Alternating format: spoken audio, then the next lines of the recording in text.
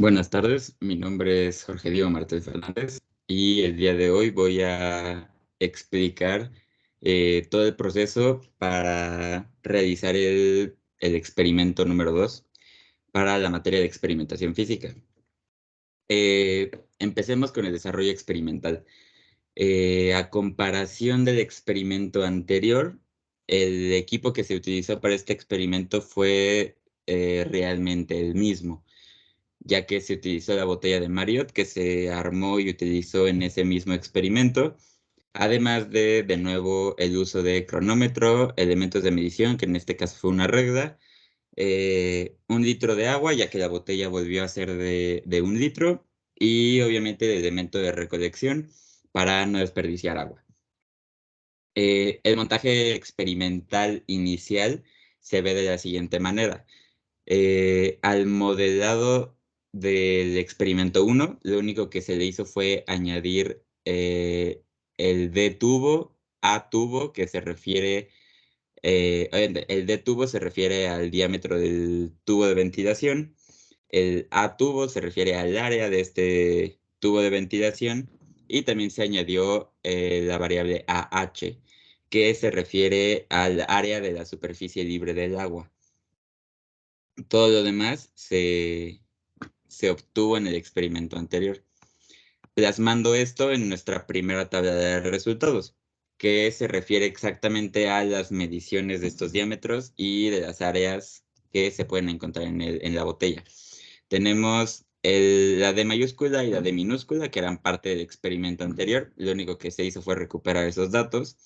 Se midió el diámetro del tubo, que en este caso es el mismo valor que la D minúscula, porque el popote es el mismo. También se extrajo del reporte anterior los valores de el A-in y A-out, que ya se habían calculado en el experimento 1. Para el A tubo, como el diámetro del tubo también es el mismo, el área del tubo también fue la misma. Y por último, el AH se calculó o sea, haciendo la resta de A-in menos A tubo, que nos da como resultado este nuevo valor. El experimento número 2 consistió en replicar 5 veces lo que se hizo durante el experimento 1. Esto con el objetivo de variar el valor de H mayúscula, que se refiere a la altura que existe entre el final del popote vertical hasta el inicio del tubo de desagüe. En mi caso, el experimento recomendaba que lo hiciéramos con mediciones seguidas. En mi caso, decidí hacerlo con mediciones separadas, que se viera una separación entre ellas, para poder ver cómo es que éstas actuaban. Escogí 5 casos. El valor de H en 0.075 metros, un valor de H de 0.151 metros, uno de 0.065 metros, uno de 0.123 metros, y en lugar de utilizar el experimento 1 como parte de los casos, decidí tomar un valor nuevo de ahora 0.094 y realizar el experimento de nuevo. Es importante mencionar que para esta parte de los tiempos de los tiempos y las alturas, el nivel de la superficie del agua, se repitió el experimento 1. Cada tabla para cada valor de H mayúscula se hizo 7 veces, se sacó un promedio y esos promedios, conforme a la incertidumbre, se ajustaron. El nuevo análisis experimental, a la imagen que enseñé anteriormente, se le añade la VH, que se refiere a la velocidad con la que baja la superficie del agua. Esto nos interesa porque es algo que tendremos que calcular, como se ve en la siguiente tabla, para poder hacer más adelante todos nuestros ajustes para obtener las regresiones lineales y poder obtener ese valor de acercarnos al cálculo del valor de la gravedad. Entonces, en la tabla 3, justo lo que se muestra es el valor de h en cada uno de los 5 casos y el valor de su velocidad. Este valor de la velocidad se calculó como se calcularon las velocidades en el experimento número 1, que fue haciendo la división de diferencias de distancia sobre la diferencia de tiempos de cada uno de los valores de h. Al final se saca un promedio y esto es lo que se obtiene. Como se puede ver, se vuelve curioso que las velocidades van realmente ordenadas, van decreciendo. Una vez obtenido este valor, lo único que se hace es se eleva al cuadrado para obtener un valor nuevo. Y ahora sí, es en donde entra la realización de las gráficas. Cada una de estas gráficas nos muestra en rojo los valores experimentales obtenidos en cada una de las muestras. Y la línea azul nos muestra el ajuste que se le hace que se hace a través de la resta de la velocidad multiplicada por el tiempo al valor máximo de la de la superficie del agua en ese caso. Es decir, si nuestra altura máxima del agua era de 0.194, se le restó la velocidad multiplicada por el tiempo. Es así como en cada uno de los casos se realizó el ajuste, en donde podemos ver que siempre da resultado una línea recta que atraviesa los puntos que tenemos marcados. Lo hace en el caso 1, así como en el caso 2, como en el caso 3, como en el caso 4, y finalmente también ocurre en el caso 5. Lo que podemos ver en cada uno de estos casos, que varía obviamente la posición máxima de cada uno de los casos, así como la distribución de los puntos que se fueron midiendo.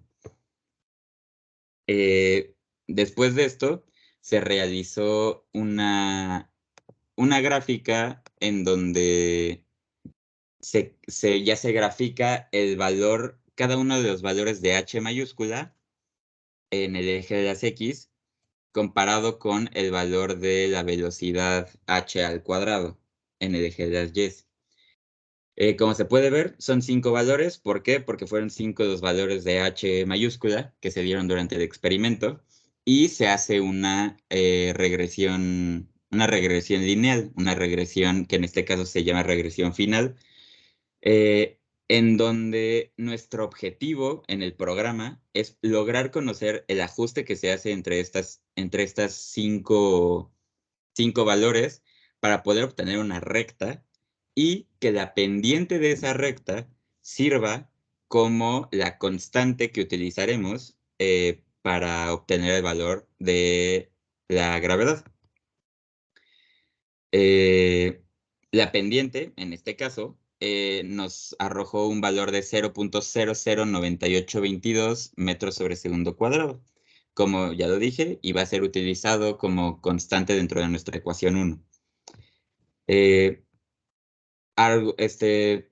En nuestra tabla número 4, colocamos el valor de C, que es nuestra pendiente, que se utilizará como constante, y para calcular la gravedad, nos remontamos a la ecuación 1 que se menciona en el marco teórico del experimento, que se refiere a esta ecuación de acá. Un medio del área h sobre el área de salida al cuadrado multiplicado por la constante. Esta ecuación nos va a permitir buscar si es que nuestro experimento se acerca al valor teórico considerado aceptable y establecido para la gravedad. Como podemos ver,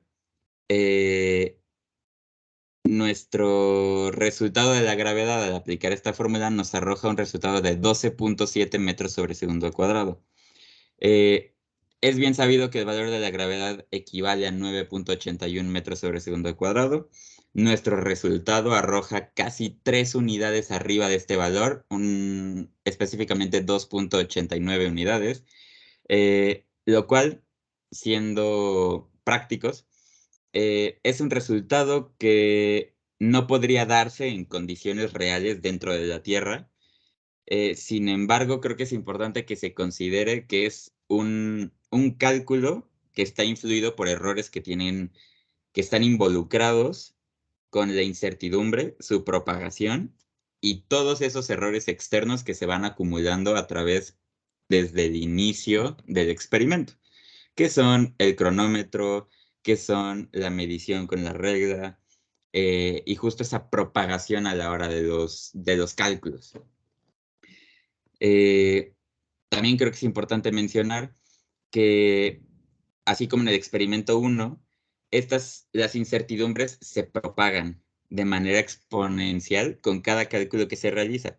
Es por eso que también es recomendable, yo recomendaría, que se hiciera a la par que se va trabajando las magnitudes, se hiciera un reporte de cómo es que las incertidumbres van cambiando para poder observar en qué punto cambian más, en qué punto cambian menos, si se propaga más con cierta operación y si se propaga menos con otro tipo de operaciones.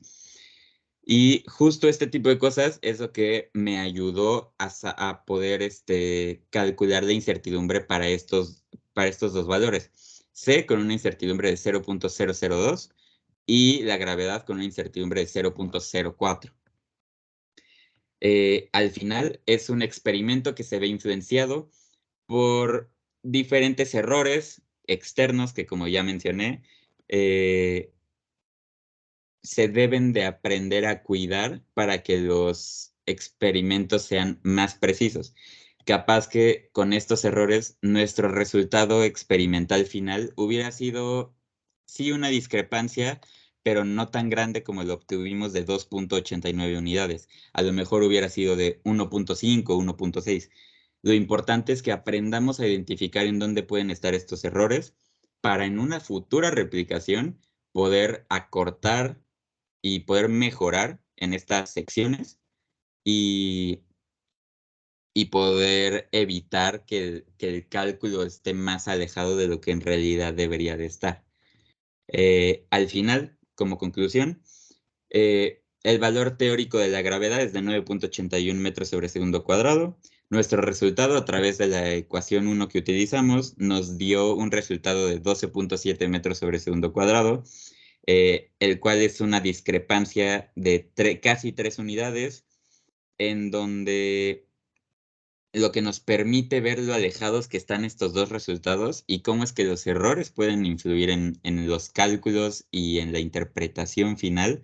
Pero lo importante es que podamos ver cómo, a raíz de regresiones y este método que se hizo de los ajustes en cada uno de los casos, nos lleva a un escenario final en donde con la pendiente de una recta podemos acercar y podemos calcular un resultado aproximado al que conocemos como teórico establecido. Muchas gracias.